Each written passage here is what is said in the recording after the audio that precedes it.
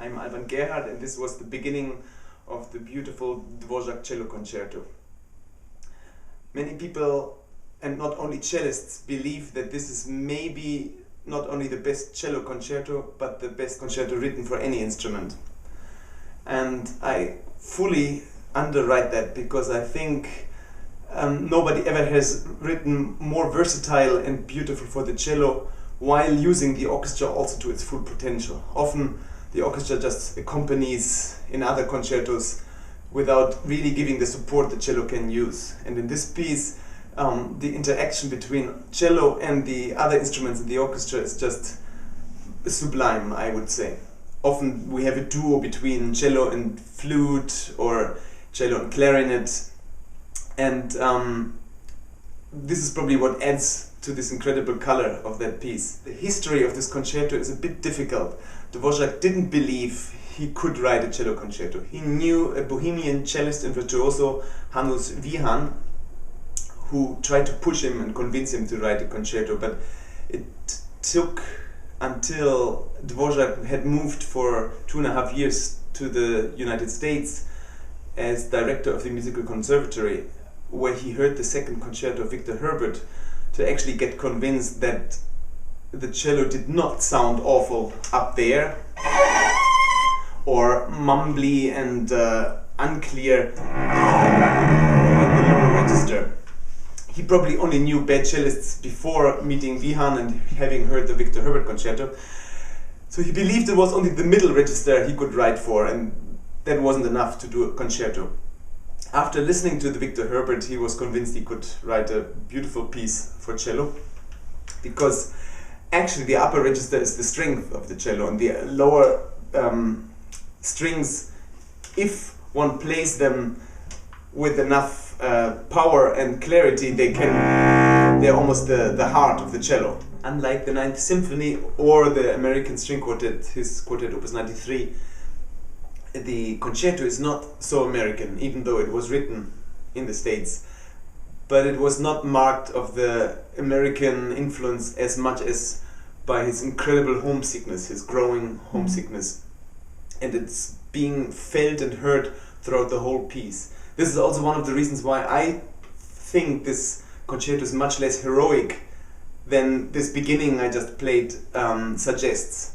And it's being often reduced to a heroic and a grand piece, and often the tender and intimate and really longing and sad side of it is being washed away.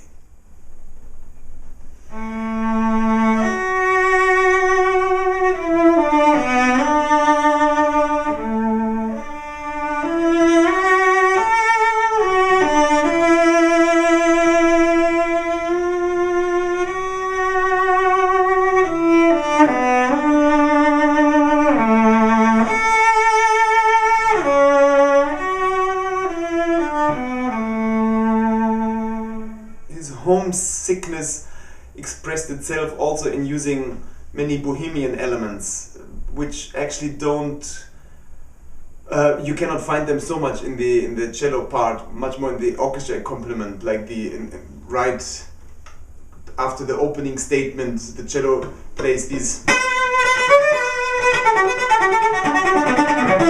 the orchestra is like has these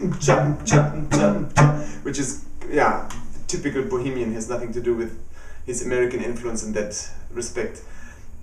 Also in the last movement he has this very folkloristic, almost dance-like quality stuff in the cello.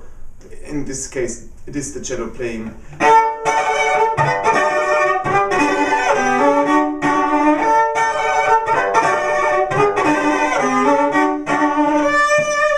So this also can, or should even, sound a bit dirty, not too clean. So really the folklore element comes in. It's a nice excuse if you're just not able to play clean. Also, this is a good example of the impact Hannes Wihan had, the Bohemian cellist, had on Dvořák while writing the concerto, or in the process of thinking about it, by adding a virtuosic element.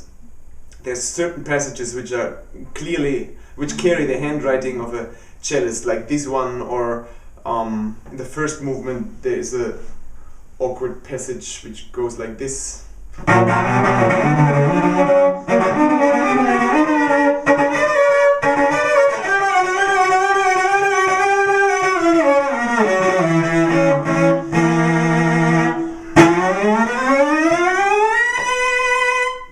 So the use of octaves Dvořák probably didn't dream about before having met Wihan and also having heard the Victor Herbert concerto, which is also full of technical challenges for the cellist.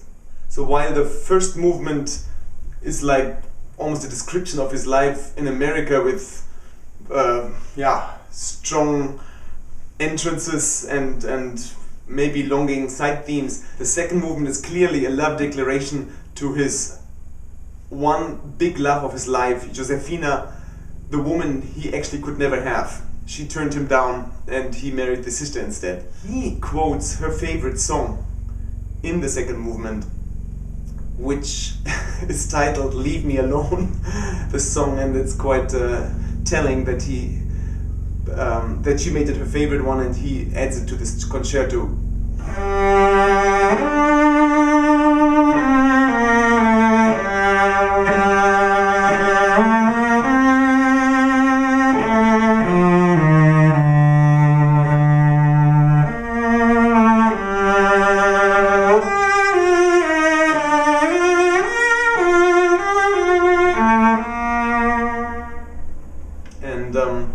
In the last movement, he heard that Josefina got very sick. So he was in the States and Josefina was back home in Czech Republic. So he decided to change the ending of the last movement. And against the pressure of Janusz Wihan, who desperately longed for a brilliant, showy cadenza, he didn't do the cadenza and instead he added to the end, which he already had, added a beautiful coda in which he quotes again this song. And it's not the cello which plays it, but it's the violin. It's quite high. Let's see if I can hit this. Oh yeah, here somehow.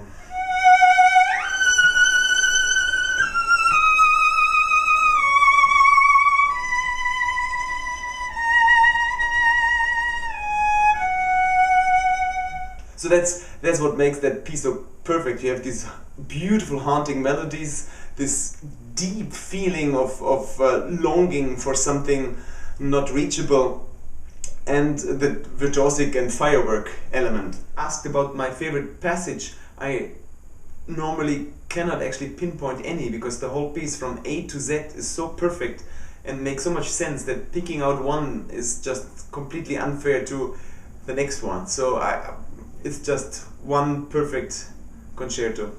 When I checked recently to see how often I actually have played the piece, I realized the first time I ever played it was end of May 1990 in Hamburg. It was like a Philharmonie stellt vor. The Philharmonic Orchestra of Hamburg introduces young, new people. And it was May 26th, 1990 that I played it for the first time. So I have my 20th anniversary of playing this piece in public. And now it's about the 140th time, plus minus a few.